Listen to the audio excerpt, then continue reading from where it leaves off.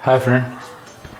तो हम लोग फंक्शन जैसे पढ़ रहे थे तो हम लोगों ने पिछले एक प्रोग्राम देखा और समझा कि क्या फंक्शन डिक्लेरेशन होता है, क्या फंक्शन डेफिनेशन होता है, क्या फंक्शन कॉलिंग होता है। तो फंक्शन डिक्लेरेशन वो होता है कि हम लोगों को फंक्शन का नाम, उसका रिटर्न टाइप और फंक्शन में कौन कौन सा पैरेंथेसिस है, कितना टाइप का है, कितना नंबर ऑफ पैरेंथेसिस है, वो हम लोगों को डिक्लेयर करना होता है और सेमीकोलन लगाना होता है कि हम कंपाइलर को बता सकें कि हम ये फंक्शन बनाए हैं। बॉडी में हमें उसकी पूरी बॉडी लिखनी होती है कि ये फंक्शन आखिर करने क्या वाला है। मैं लिख के बता देता हूँ। जैसे डिक्लेरेशन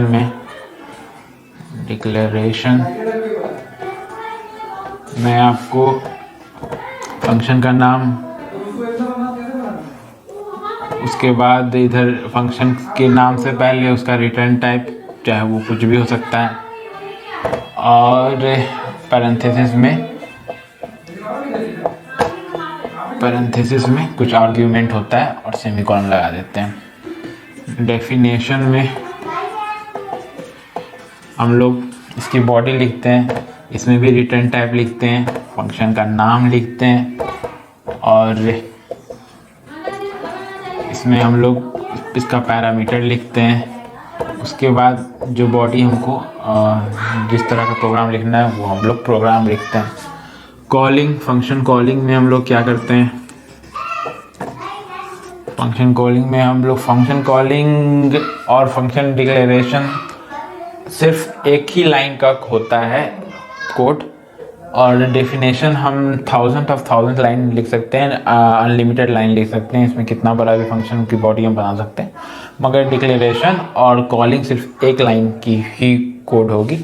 फंक्शन कॉलिंग में भी हमको कुछ नहीं करना होता है, इसमें सिर्फ फंक्शन का नाम लिखना होता है और इसमें से एक्चुअल पैरामीटर पास कराना होता है और वो इससे मैच करना चाहिए, इस टाइप से मैच करना चाहिए। और जितना यहाँ नंबर ऑफ पैरामीटर यहाँ हम लोगों ने लिखा है वो पैरामीटर उतना होना चाहिए। हम फंक्शन कॉल करते हैं तो ही हमारी बॉडी चलती है। हमारी बॉडी हमको लिखने से सिर्फ नहीं चलती, अगर हम कॉल नहीं करें तो हमारी बॉडी नहीं चलेगी। इसको सेमीकोलन से, फंक्शन कॉलिंग को सेमीकोलन से इंड करते हैं।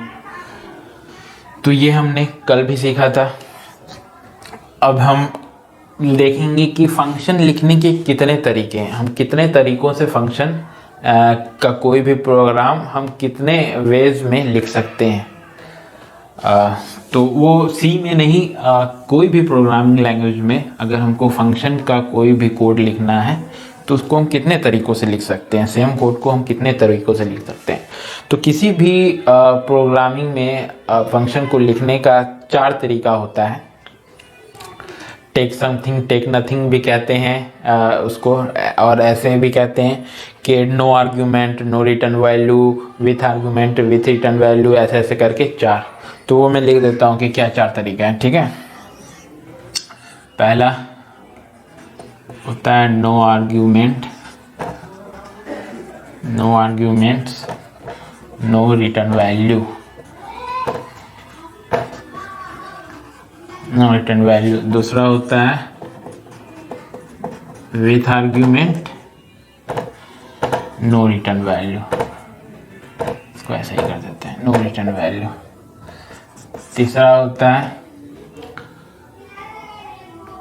With argument with return value.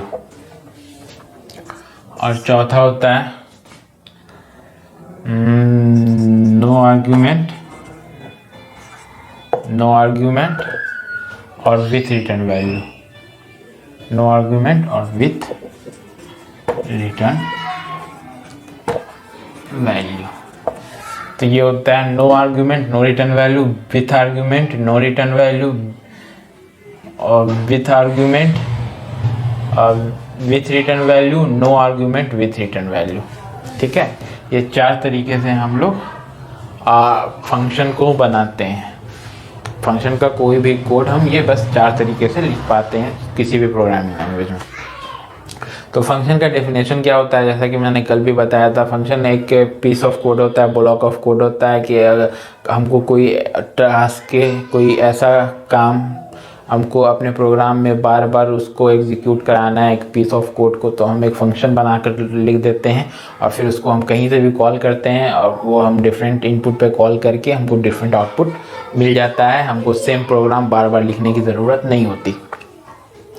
तो फंक्शन पीस ऑफ कोड होता है जो इनपुट लेता है, उसको प्रोसेस करता है और आउटपुट देता है। तो ये फंक्शन का एक और डेफिनेशन है कि वो इनपुट लेता है, प्रोसेस करता है, आउटपुट देता है। तो यहाँ इनपुट क्या है? इनपुट ये है, ये इनपुट है, आर्ग्यूमेंट एज ए इनपुट लेता है और आउटपुट क्या देता है? ये रिटर्न वैल्यू हमारा आउटपुट है, ये रिटर्न वैल्यू हमारा आउटपुट है। तो एज ए इनपुट वो आर्ग्यूमेंट लेता है, एज ए आउटपुट वो रिटर्न वैल्यू देता है। तो ये चार तरीके से हम फंक्शन का कोड लिख सकते हैं। तो अब हम समझते हैं कि वो हम कैसे लिख सकते हैं। अब हम 4 तरीके का प्रोग्राम देखने जा रहे हैं कि हम लोग इसका कोडिंग देख लेते हैं कि कैसे होता है, क्या होता है, इसको हम समझ लेते हैं। तो पहला तरीका हमारे पास है no argument no return value. तो हम लोग अगर कोई फंक्शन बनाते हैं तो पैरेंथेसिस में हम लोगों को कोई आर्गुमेंट पास नहीं कराना है, मतलब कोई इनपुट इसका नहीं होगा, तो हम लोग यहाँ नो लिख देते हैं। ये कुछ रिटर्न भी नहीं करना चाहिए। तो फंक्शन के पहले रिटर्न टाइप होता है, तो यहाँ भी हम लोग नो लिख देते हैं। ये इसका ब्लॉक हो जाएगा, ठीक है। तो यहाँ क्या है कि हम लोग रिटर्न कोई वैल्यू आर्गुमेंट नहीं ले रहा है और कोई रिटर्न कर भी नहीं रहा है फंक्शन। तो जब कुछ ना करे उसके लिए कौन सा डेटा टाइप यूज़ होता है? वॉइड होता है, आप लोगों को पता है। तो जब कुछ रिटर्न ना करे या ना ले तो उसके लिए हम लोग वॉइड लिखते हैं, वॉइड डेटा टाइप लिखते हैं। तो सी प्रोग्रामिंग हम लोगों को नो लिखने की इजाज़त नहीं देता है। नो की जगह हम लोग को वॉइड लिखना पड़ेगा। जब कुछ आर्ग्यूमेंट रिटर्न नहीं हो रहा है, कोई आर्ग्यूमेंट नहीं लिया जा रहा है या कुछ रिटर्न नहीं हो रहा है, तो हम लोग वॉइड लिखेंगे। ये हो गया विथ आर्ग्यूमेंट। अब हम लोग को विथ आर्ग्यूमेंट करना है। विथ आर्ग्यूमेंट तो इंट एक्स, ये कुछ आर्ग्यूमेंट ले रहा है, ये कुछ आर्ग्यूमेंट ले रहा है, मतलब कुछ इनपुट ले रहा है, तो हमको ये लिखना पड़ेगा। अब इसका जो भी कोड हो, बट ये रिटर्न क्या कर रहा है? कुछ नहीं रिटर्न कर रहा है, तो यहाँ वॉइड लिख देंगे, ठीक है।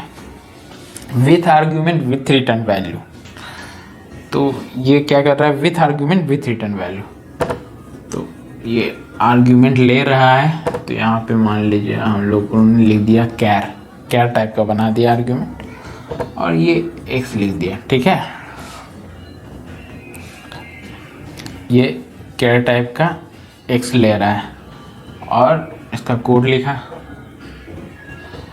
ये कुछ रिटर्न कर रहा है, रिटर्न इसको करना ज़रूरी है, तो हम लोग यहाँ रिटर्न करवाएंगे कुछ। मान लो हम लोगों ने 20 रिटर्न किया है। 20 किस टाइप का है? 20 इंट टाइप का है, तो फिर यहाँ इंट ही होना चाहिए। अगर ये फ्लोट टाइप का रिटर्न करता, 20.5 करता, तो यहाँ फ्लोट टाइप होना चाहिए। फन का जो रिटर्न टाइप वो फ्लोट होना चाहिए था, बट यहाँ इंट रिटर्न कर रहा है, इसलिए हम लोग इंट करवा रहे हैं। ये 20 है ना। अगर यहाँ पर 20.5 होता तो वो फ्लोट हो जाता, तो फिर यहाँ फ्लोट होना चाहिए था।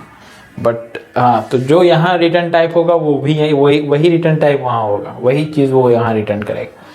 तो इसका ये हो गया।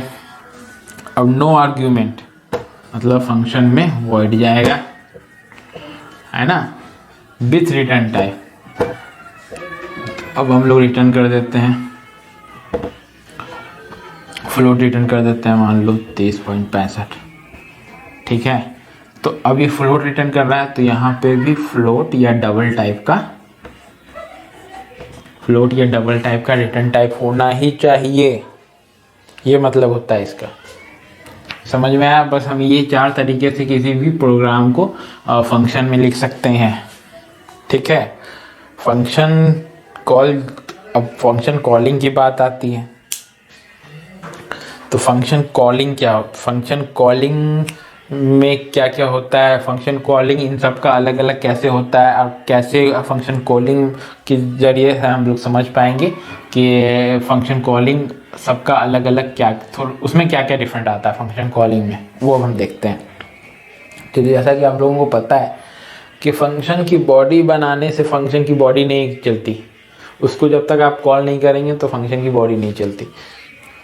तो अब हम लोग फंक्शन की कॉलिंग देख लेते हैं कि सबके लिए अलग अलग क्या क्या फंक्शन की कॉलिंग होती है, ठीक है। तो फंक्शन की कॉलिंग के लिए आप लोगों को पता है सिंटैक्स, फंक्शन को एक ही लाइन लिखते हैं, इसमें कोई रिटर्न टाइप वगैरह नहीं लिखने की ज़रूरत होती है, और इसमें हम लोग पैरामीटर पास करवाते हैं।